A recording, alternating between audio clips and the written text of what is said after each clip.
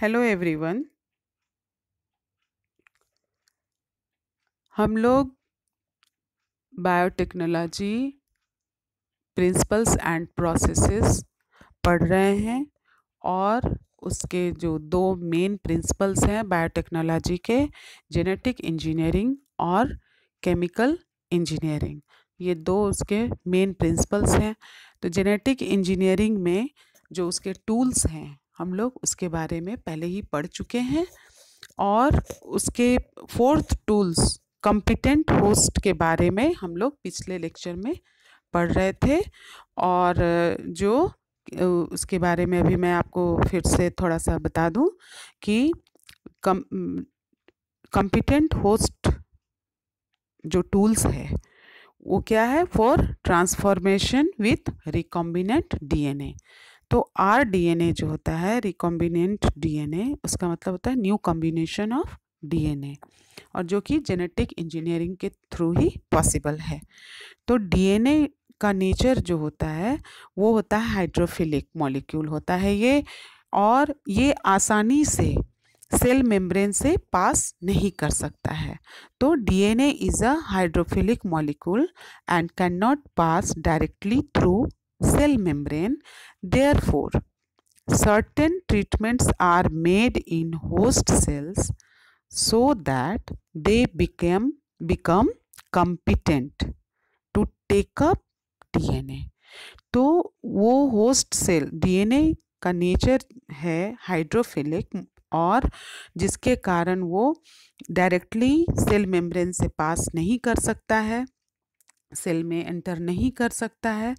इसलिए कुछ उसमें ट्रीटमेंट्स किए जाते हैं, कुछ उपाय किए जाते हैं जिससे कि होस्ट सेल में, जिससे कि वो कॉम्पिटेंट हो किस चीज़ के लिए, तो डीएनए को एंट्री देने के लिए या डीएनए के एंटर करने के लिए।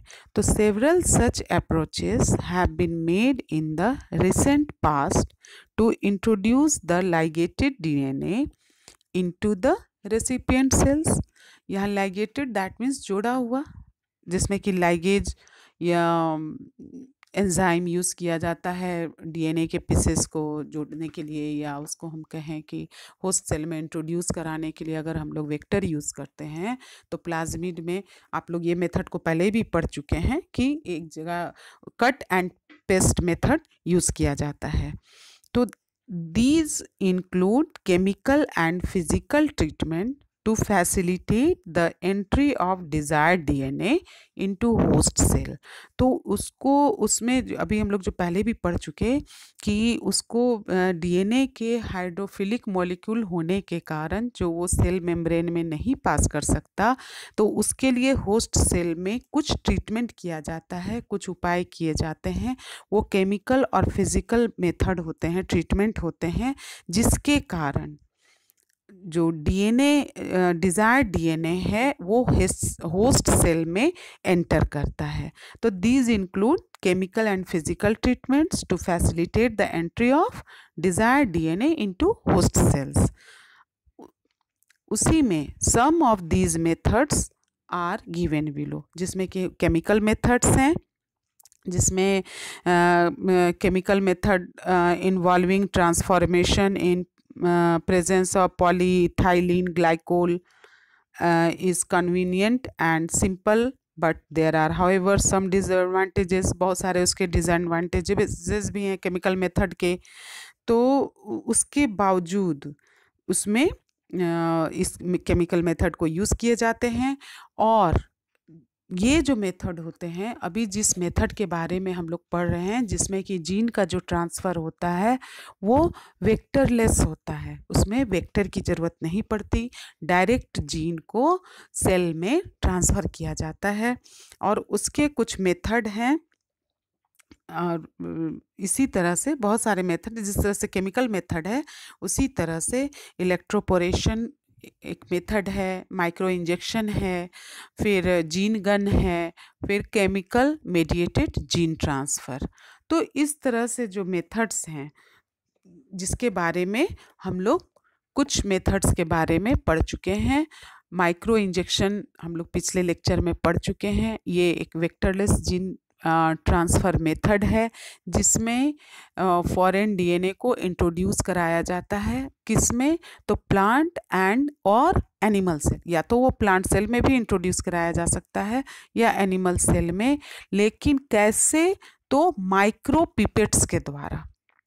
तो इसको हम लोग इस तरह से आसानी से बता सकते हैं कि micro injection method is introduction of foreign genes into plant or animal cells using micropipettes। अब हम लोग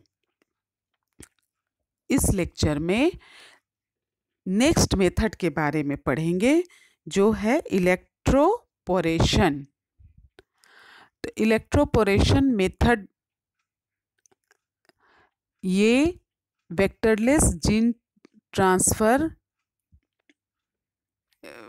मेथड है, उसको मैंने कि जीन ट्रांसफ़र किया जाता है वो इलेक्ट्रोपोरेशन मेथड के द्वारा किया जाता है, in which temporary holes produced in plasma membrane of the cell mediate entry of foreign DNA.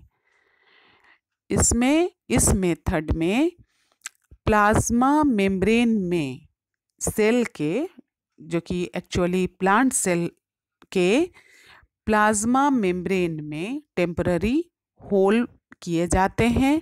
वो होल किस लिए किए जाते हैं? ताकि फॉरेन डीएनए उसमें एंटर कर सकें। और इसके बारे में थोड़ा डिटेल में हम लोग पढ़ेंगे। यहाँ आप लोग फिगर में देख रहे हैं, यहाँ पर पल्स पावर सप्लाई क्लियरली आप लोगों को पता चल रहा है। और ये तो एपरेटस है जिसमें कि यहाँ नीचे में जो है सेल्स इन सस्पेंशन, मतलब मिक्सचर में आयोनिक या जो भी जिस तरह का मिक्सचर है अभी हम लोग पढ़ेंगे उसके बारे में, उसमें सेल्स को कल्चर कराया जा रहा है। इलेक्ट्रिकल कॉन्टैक्ट्स हैं, इलेक्ट्रोड्स हैं जिसमें कि, और यहाँ पल्स पावर सप्लाई है। तो electroporation method involves suspension of plant protoplasts in a suitable ionic solution containing linearized recombinant plasmid DNA। ठीक है। This mixture is then exposed to low voltage long pulses or high voltage short pulses for the desired number of cycles. The electrical pulses are thought to induce transient pores in the plasma lemma through which the DNA molecules are incorporated। ये हम लोग पहले भी पढ़ चुके हैं इसमें कि व्हाट इज इलेक्ट्रोपोरेशन मेथड। तो इन दिस मेथड और इन विच temporary holes produced in plasma membrane of the cell mediated entry of foreign DNA, है ना। तो treated protoplasts are then cultured to obtain cell colonies and plants। तो इस तरह से protoplast को जो ट्रीट किया जाता है और जो इसको सॉल्यूशन में रखा जाता है उसको हाई वोल्टेज दिया जाता है। और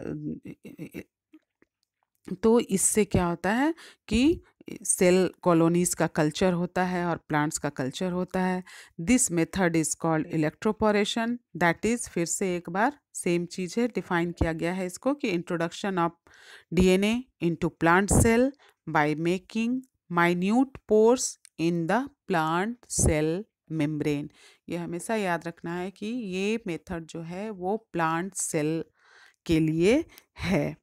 और it can be used to deliver DNA into plant cells and protoplasts. The genes of interest require plant regulatory sequence. Plant materials is incubated in a buffer solution containing DNA and subjected to high voltage electric pulse। वो कहाँ से होगा? तो यहाँ pulse power supply जो है वहाँ से होगा और इलेक्ट्रोड्स के द्वारा होगा। The DNA then migrates through high voltage induced pores in the plasma membrane and integrates into the genome, and it can be used to transform all the major cells particularly rice, wheat, मेज। तो ये जो है, ये सेरेल्स यहाँ पर है, कहने का मतलब ये मुख्य अनाज हैं, चावल, गेहूँ, मक्का। तो इसमें ये मेथड यूज़ किया जाता है किस चीज़ के लिए? तो जीन के ट्रांसफ़र के लिए या ट्रांसफॉर्मेशन के लिए।